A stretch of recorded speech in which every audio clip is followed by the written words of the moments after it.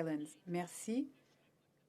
J'aimerais faire le suivi sur une question que j'ai posée au premier ministre le 6 avril, c'est-à-dire 2 jours suite à un rapport du GIEC.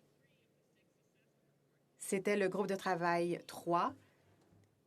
Et ce que j'ai appris en lisant le rapport, c'est oh mon Dieu, il nous reste moins de temps que je ne pensais, parce que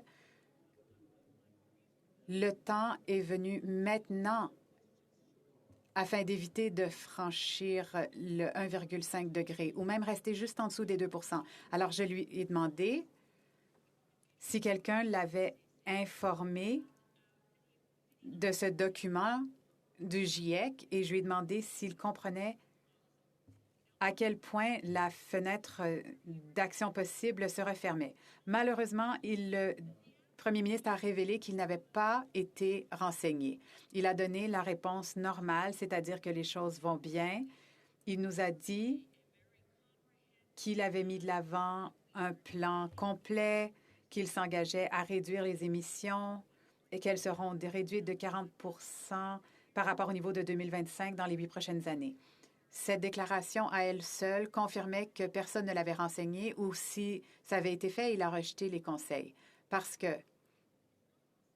un plan réel et concret, ce n'est pas la même chose qu'un plan adéquat. Alors, je vais faire quelque chose que je ne devrais pas essayer de faire à minuit en cette chambre. Je vais lire un paragraphe et une page et essayer de mettre au clair un libellé assez complexe. Comme ça, si le premier ministre nous écoute ce soir ou son personnel, peut-être qu'ils comprendront qu'il propose un plan qui ne nous donne aucun espoir de nous garder à 1,5 degrés. Alors, page 22 du groupe de travail 3 du rapport du 4 avril. Les émissions atteindront un sommet entre 2020 et au plus tard avant 2025 dans des voies qui limitent le réchauffement à 1,5 et qui limitent le réchauffement à 2 degrés et qui assument une action immédiate. Fin de la citation. Je dois vous expliquer la façon dont rédige le GIEC. Ils ne font pas de projection en tant que telle. Ce qu'ils disent, en fait, est plus logique si la phrase était inversée. Ils disent que tous les modèles que nous avons vus, toutes les voies qui mènent à 1,5 ou 2 degrés, exigent qu'entre 2020 et au plus tard, avant 2025, on commence à voir une réduction totale d'émissions. Donc, le sommet indique que c'est au plus tard 2025 ou avant 2025 qu'il faut commencer à avoir une réduction. Et le plus haut niveau atteint est avant 2025. Donc, ceci est très inquiétant parce que dépasser 1,5 ou 2, ce n'est pas un objectif politique. On ne négocie pas avec l'atmosphère. On ne négocie pas en matière de physique ou de chimie.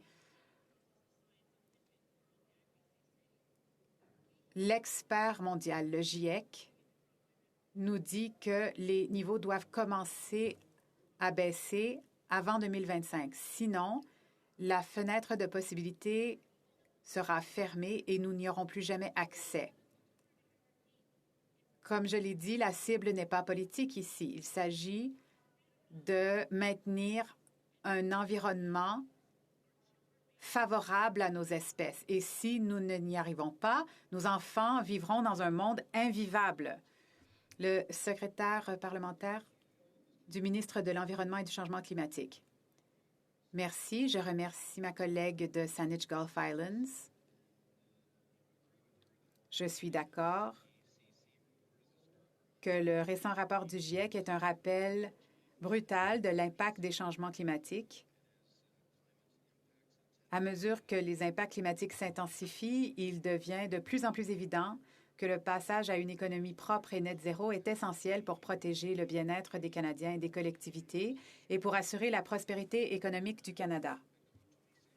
Lors de la COP26, le Canada a annoncé qu'il prendrait des mesures supplémentaires pour réduire considérablement les émissions de GES du secteur pétrolier et gazier en fixant des plafonds d'émissions.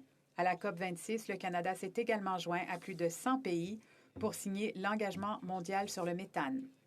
qui vise à réduire de 30 les émissions anthropiques mondiales de méthane d'ici 2030. Le Canada sera un chef de file en matière de méthane provenant du pétrole et du gaz en allant au-delà de notre objectif actuel de 40 à 45 d'ici 2025 pour réduire les émissions de 75 d'ici 2030.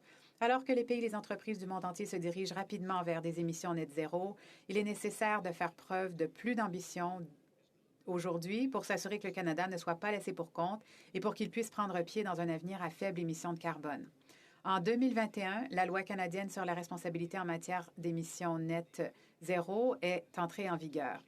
Cette loi consacre l'engagement du Canada à atteindre des émissions nettes nulles d'ici 2025, fait de l'objectif 2030 du Canada le premier jalon clé de cette voie et garantit un processus transparent et responsable dans l'atteinte de nos objectifs climatiques. Le plan de réduction des émissions 2030, ou PRE, a été établi le 29 mars et est le premier d'une longue série à venir en vertu de la loi.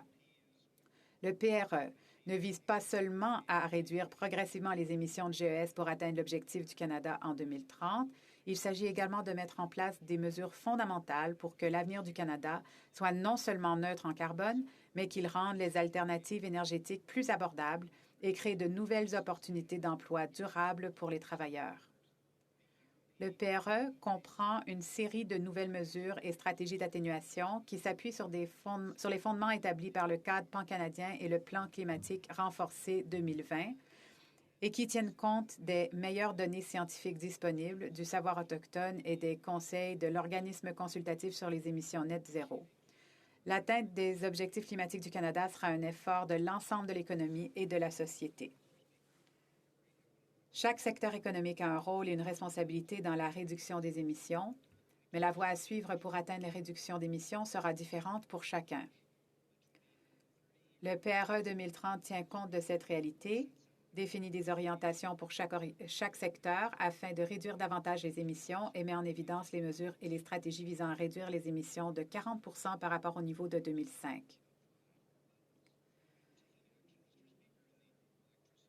Nous agissons aussi dans le monde de l'électricité et nous travaillerons avec les provinces et les services publics pour établir le Conseil pan-canadien du réseau électrique afin de promouvoir les investissements dans l'infrastructure et de l'électricité propre. Je vois que j'ai très peu de temps, mais nous faisons plusieurs autres choses, y compris l'investissement dans la nature et les solutions climatiques naturelles pour offrir des réductions supplémentaires et nous réalisons des investissements afin d'atteindre les objectifs visés par les agriculteurs canadiens. Et comme la députée le sait, nous mettons en œuvre un plafond d'émissions et nous allons adopter des mesures supplémentaires pour réduire nos émissions. L'honorable député de Saanich Gulf Islands. Merci. Je dois maintenant demander au secrétaire parlementaire, qui est un de mes bons amis, s'il a lu le rapport du GIEC, parce que sa réponse reflète l'attitude du gouvernement.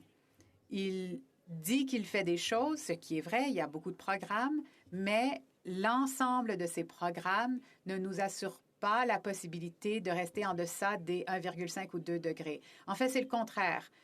La carboneutralité d'ici 2050, ce n'est pas la science, c'est un slogan de marketing. L'année dernière, 619 personnes sont mortes en Colombie-Britannique en 4 jours. Il y a eu des feux de forêt, des inondations, tout ce qui se passe, c'est en fonction d'une augmentation de 1,1 degré. Mais nous sommes sur une voie qui est beaucoup plus grave et rien n'importe si on ne réussit pas à se reprendre en main. L'honorable secrétaire parlementaire. Encore une fois, je remercie l'honorable députée de sa passion, de son plaidoyer. Je suis d'accord avec elle et nous allons continuer de travailler avec d'autres ordres de gouvernement, les peuples autochtones, les experts, l'industrie et les intervenants canadiens intéressés afin de tirer parti de notre action collective pour réaliser de nouvelles réductions et mettre le Canada en mesure d'atteindre ses objectifs climatiques et de saisir de nouvelles possibilités. Je la remercie encore une fois de sa question et de ses commentaires.